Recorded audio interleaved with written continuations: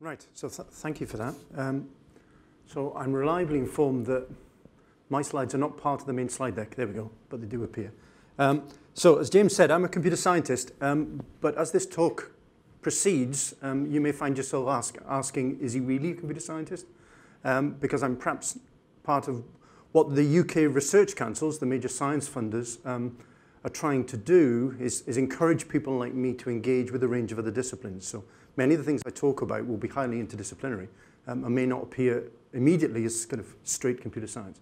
So the first thing I would say is, you see, because I'm an academic, I rebel against everything, and I didn't like the title of this event, Innovating to Survive, because I thought that sounded rather bleak. So I thought Innovating to Thrive seemed a bit more positive and a bit more upbeat.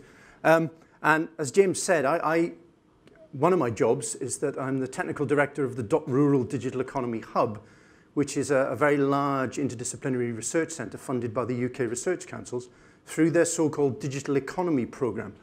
And as I always do when I speak at events like this, I just want to do a quick show of hands. How many people in the room have heard of the digital economy programme? Okay, less than half. That's pretty typical. Okay. So for those of you that don't know, the Digital Economy Programme is a large programme funded by the UK Research Councils, which is multidisciplinary. It's interdisciplinary, and it doesn't just give its money to ICT geeks to go away and build systems. It gives its money to interdisciplinary teams that bring together computer scientists like me with lots of other disciplines. So as James said, that's me, and I'm a computer scientist. But the .rural hub has around 80 researchers in it. And it has computer scientists, it has engineers, but it also has sociologists, geographers, medics, environmental scientists, transport studies people, et cetera, all working together to look at a range of challenges around digital innovation in a rural setting, hence .rural. Okay. So why rural? Well, this slide sort of captures a number of views of contemporary rural life, if you like. And on the way down this morning, I had a look at the latest statistics. And between 2001 and 2009, the population in rural England grew 10% faster than the population in urban areas of England. Rural England generates around £200 billion of gross value added. Okay, so it's a significant part of UK society and UK economy. Now, what are these images? Well, the top left, I don't think the laser pointer is going to work on the video wall, no. Top left, okay, that's a pretty advanced rural transportation hub. Most rural travellers will tell you they don't have a bus shelter. So that person's in a pretty sophisticated hub, but you'll notice they have absolutely no information. And that's pretty typical. And if you're a visitor, if you're a tourist to rural areas, that's often what you'll encounter. The smiling lady on the right-hand side holding some probably extremely fresh Scottish raspberries is a small business entrepreneur owning a small business just outside Aberdeen that grows soft fruit, but then does clever things with that soft fruit, like dipping it in Belgian chocolate and various other things, and sells it all over the world. Okay? She has enormous challenges around issues like logistics, marketing, networking with other businesses. Over on the left-hand side, we have, that isn't a paramedic, that's a rural GP that's acting as an ambulance service, acting as a paramedic in a rural area, where it's been deemed more efficient to have a specially trained GP that can act like that than deal with the delay of sending an ambulance, because the ambulance services have been centralised and it would perhaps take an hour to get an ambulance to you if you were involved in a road traffic accident. So big issues there about information management and communication. The middle one I put up because that's the equivalent of the smart city if you live in most of rural UK. That was near my house in the summer. And that wonderful sign, handwritten, expect delays, was all the information we had. Turned out you couldn't go down the road that you can see in the distance. You had to make a 3-mile detour. There was no information available to anyone. And on the right-hand side, again, another quite typical scenario in rural UK, which is getting people, particularly the elderly, to and from healthcare appointments. A major challenge for most local authorities and most NHS bodies.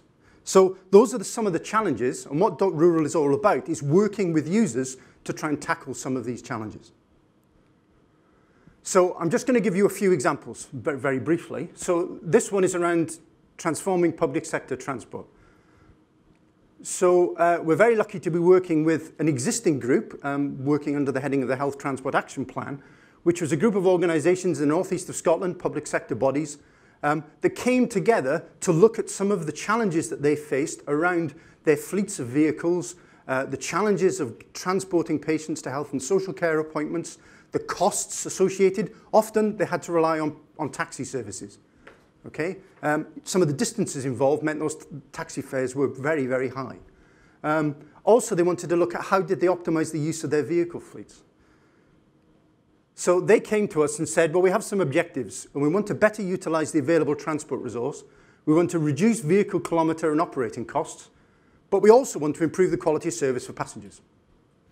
So they came to us, we put a team together, some computer scientists, some transport studies people, some people from the business school, and they began work on a project which is still running called Flexible Integrated Transport Services. And the aim of this project is to put together a virtual transport marketplace that these various public sector bodies can pool vehicles into dynamically. They can take vehicles in and out. Their dispatchers can look to see where vehicles are and how they've been allocated.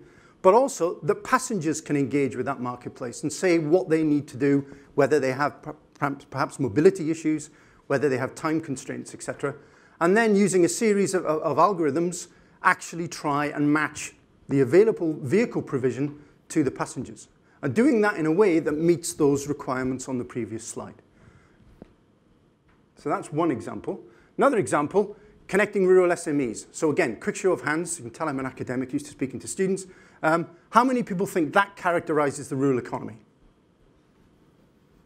Okay, a few. Okay, well, you're wrong. You could have guessed, you know. So that's a graph taken from the Rural Economy Growth Review that DEFRA did in 2011 now. And what you'll see in the top right-hand-ish quadrant, agriculture, forestry, and fishing is 8%. Okay, it's a very small part of the rural economy. So the 200 billion of gross value added that's being generated by the rural economy largely isn't being generated by agriculture. A lot of it is being generated as a result of counter-urbanization. It's generally professional, middle-class people who've moved out of cities into rural areas and in many cases have taken their entrepreneurial flair with them and have established businesses in rural areas. Okay? So, challenge here. Well, if you look at the Rural Economy Growth Review, one of the things that BIS and DEFRA concluded is the importance of geographical or virtual clustering of SMEs in rural areas.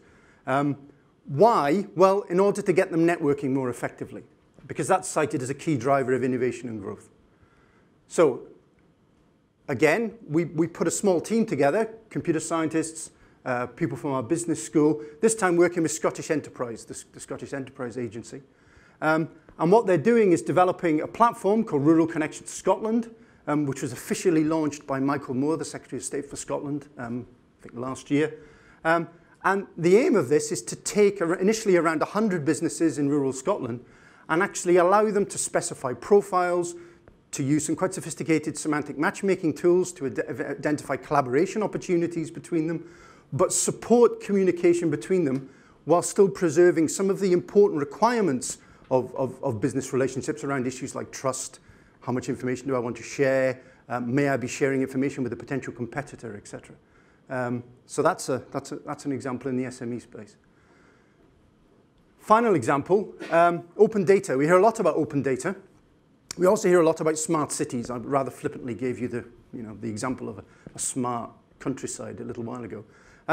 So how are we going to deliver something approximating to the equivalent of a smart city for that percentage of the UK population that don't live in a city and don't want to live in a city? So how are we going to deliver a smarter countryside? Well, if you look at that, it's highly unlikely that someone's going to instrument that with lots of sensors. Okay, when you see smart cities type models from people like IBM, you see lampposts with sensors on, you see sensors in the road, etc., etc. That isn't going to happen. Okay, so what can open data do? And there's some various categories of open data to provide a substrate that could give some kind of approximation of a smart countryside. Okay, So again, a project that we're involved in working with First Group, the transport operator, and Scottish Borders Council, that's looking at public transport in that area of Scotland from Edinburgh down through the borders to Carlisle, and actually looking at how a range of open data resources, some from data.gov.uk, some from the local authority, some actually from First themselves, opening up data that they previously hadn't, to be able to create applications and services for travellers. So there you've got, sorry, it's an iPhone app, not an Android phone. There is an Android version available, but also through second generation handsets. Okay. And involving citizens in that. So some of the data actually comes from the people who live in the rural areas. Okay. So for example, on the iPhone, you'll see two different coloured vehicles there. One is where the timetable says it is. One is where travellers on the vehicle say it is. Okay. If you travel on a rural bus service, and I do a lot, that's really, really useful. I'll skip over this one. So that gives you some idea of the, I talked about a small number of projects today, but those yellow terms up there, they're all the current active projects ongoing in the .rural hub. All of them share certain things in common. They're all interdisciplinary. They all involve direct involvement of users in the research. That's my email address, and that's the address of the .rural website if you want to find out more.